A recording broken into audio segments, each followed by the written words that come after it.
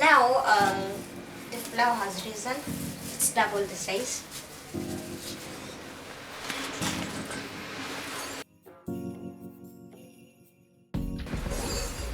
So she is kneading it again because the flour has risen.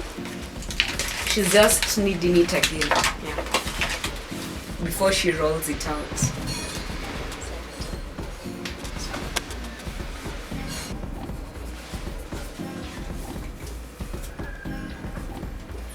So what she's doing is just she wants to roll the dough.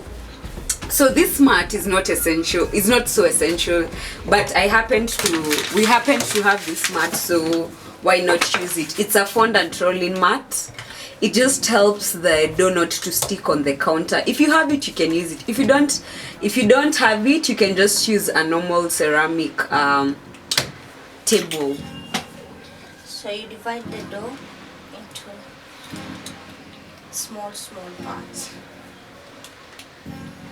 So if you don't have a pizza cutter, you can just use a knife to divide the dough.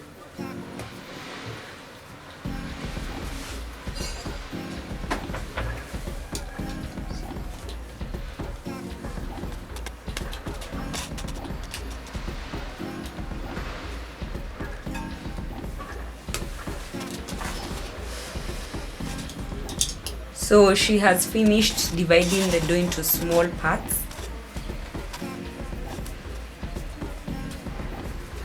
And then she is rolling the dough into a ball shape.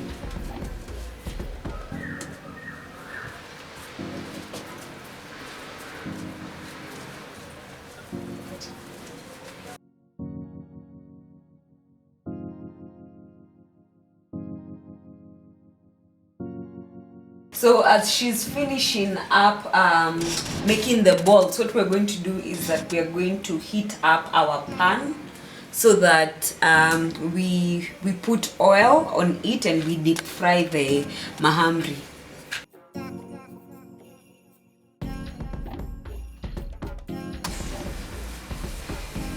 After making the balls, you take one by one, put a bit of flour,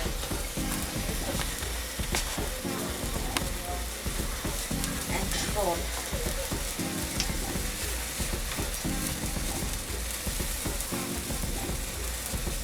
Do not roll too much so that it shouldn't be so thin and not so thick.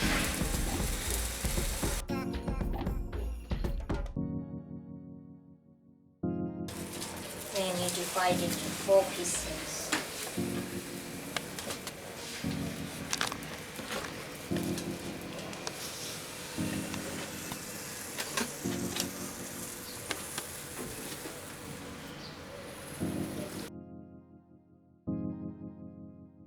So what she's doing is that she is putting the mahambris inside the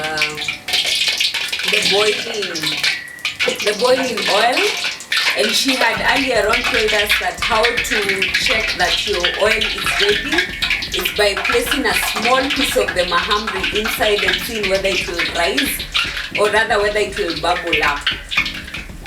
Your oil needs to be very, very hot. Yeah, and you have to heat the mahambris so that they can. You just don't put them and leave them there. You just heat them so that they can be puffy. Yeah. So she's telling us of how to make the mahambri puffy. You see the way she's heating the top of the mahambris so that they can puff up.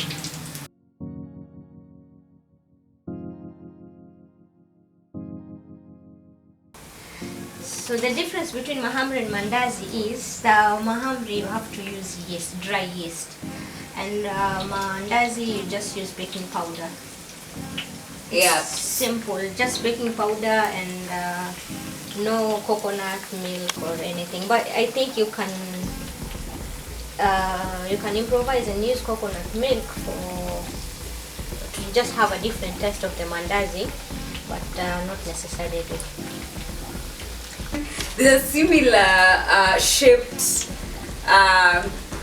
snacks in Kenya that we call mandazi. And people would say that they're similar to mahambri, but they're not. And she's telling us that in mahambri we use instant yeast, when making mandazi we just use baking powder. How different is kaimati? The kaimati, it's you have the dough, but it's more runny. Oh, the kaimati dough. Yeah, it's more runny, and so there are like two types of kaimatis. There's the one that has the sugar, it's sugar coated. Alafu there's another one that it's sugar coated, but it's like a sugar syrup. It's like sugar syrup, not the dry sugar coated one. Yeah. So kaimati is different. Kaimati mostly it's eaten as a dessert, but mahamri it's eaten like food. Mostly for breakfast. Okay. So when do you know when to remove the mahambris that they are ready? You just check the color. Okay. You should check the color of the mahambris so that you know they are ready. They should look something like this so that you know that your mahambris are ready.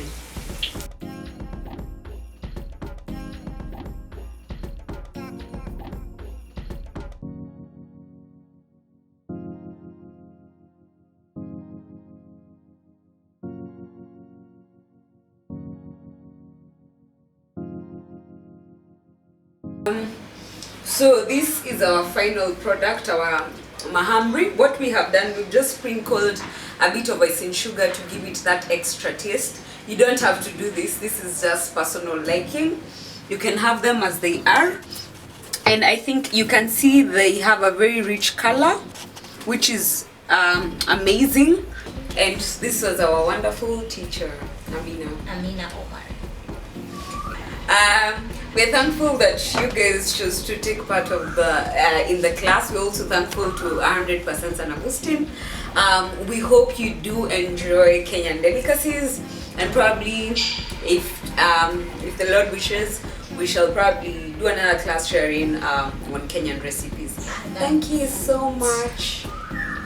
And I'm saying other foods. yeah, and other foods. Thank you so much.